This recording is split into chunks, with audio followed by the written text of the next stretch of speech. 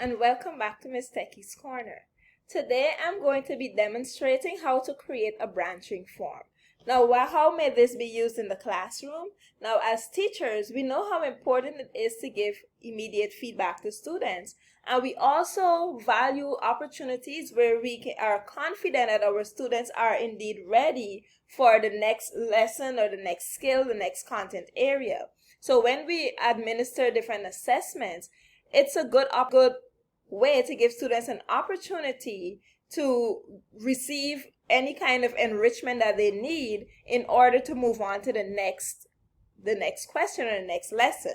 So to demonstrate this, we will be using Google Form, and this particular activity that I'm going to be doing is geared towards lower elementary, because in most cases, we know in many cases, teachers mostly use Google Forms for older students. So to get started, you will type forms.new, or you can access it from the app launcher, or of course you can access it from Google Drive. Give it a title, so I'm going to call this Unit 1 Review. Then I'm going to add my demographics to this section, because I want my students to be then I'm going to make this a required section. Question. Now I'm going to be creating my sections. Now, in order for this to work, you need multiple sections, a section for each question, and each section can only have one question. So let's start building our sections, and we're going to give them titles. So this will be called question 1. And I'll add another section, and I'll call this question 1 review. So if my students get question 1 incorrectly, I want them to be able to have an opportunity to review the content so that they can move forward. So I'm confident that they are ready to move forward, or they have understood that concept. So I'll add another section. For the purposes of this demonstration, I'll only add 2 sections, but you can add as many sections and as many questions as you like. You will then add questions. So if this is my first section, I'm going to now add a question to my section 1. And I'm going to use pictures, because I said this is for lower elementary. I'll go to my Google Drive. Let me go to Recent. So in this case, we're doing rhyming words. So I want my students to, which picture? For the options, I'll add pictures again.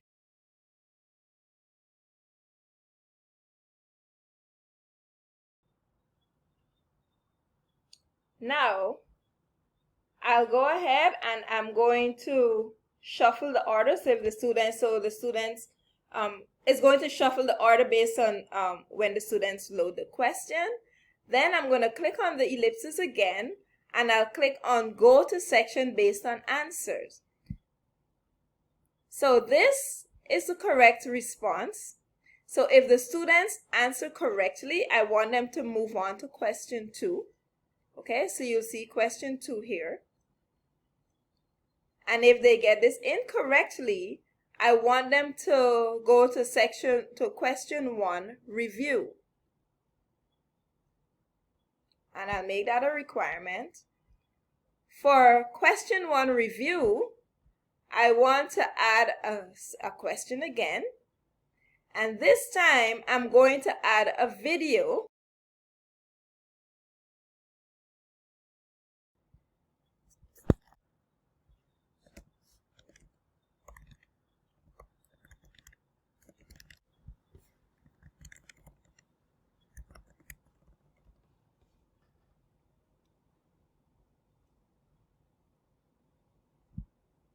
And I'm going to add a question.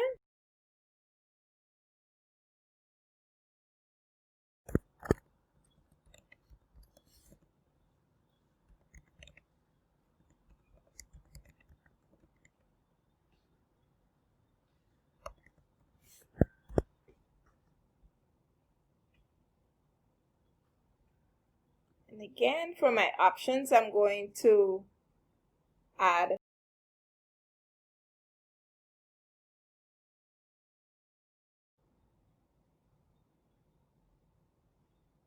now for my next question.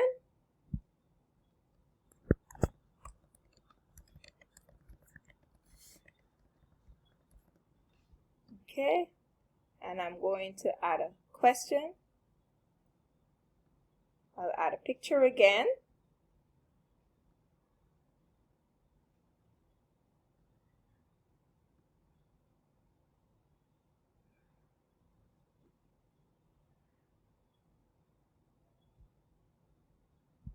And I'll say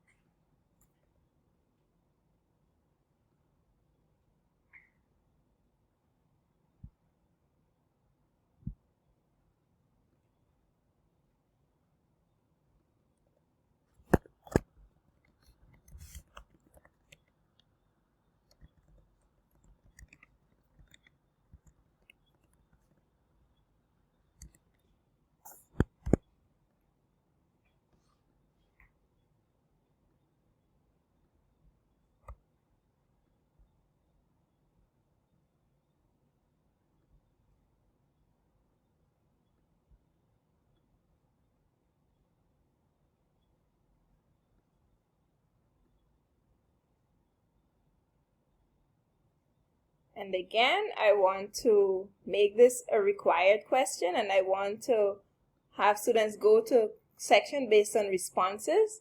So the question is, which one begins like alligator? So this is the correct response. So if they finish this, then they will submit the form because this is my last question. And if they don't, then they will go to question 2 review. And for question 2 review, I'm going to add a video again.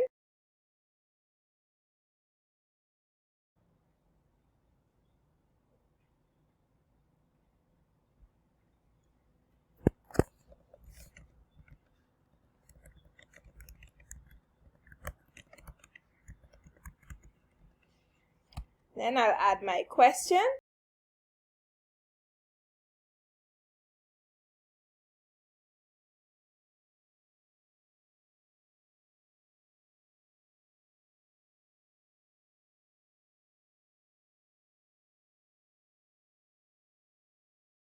Again, this is just for demonstration purposes.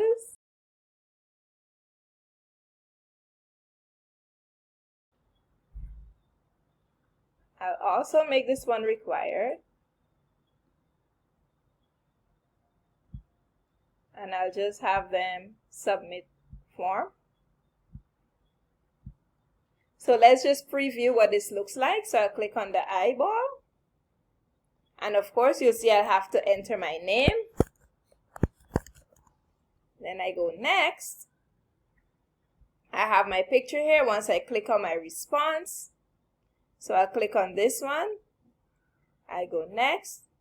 I'm prompted to watch the video, and then I'm able to, now that I remember what rhyming words are, I now click on the correct response. I'm here. It's like alligator. If I click on ball, next. Again, I chose an incorrect response. I click on this, and now I'm able to submit my form. And that's how you create a branching form. Hope you're able to use this in your classroom, in your assessment. Thank you. Stay tuned for the next video.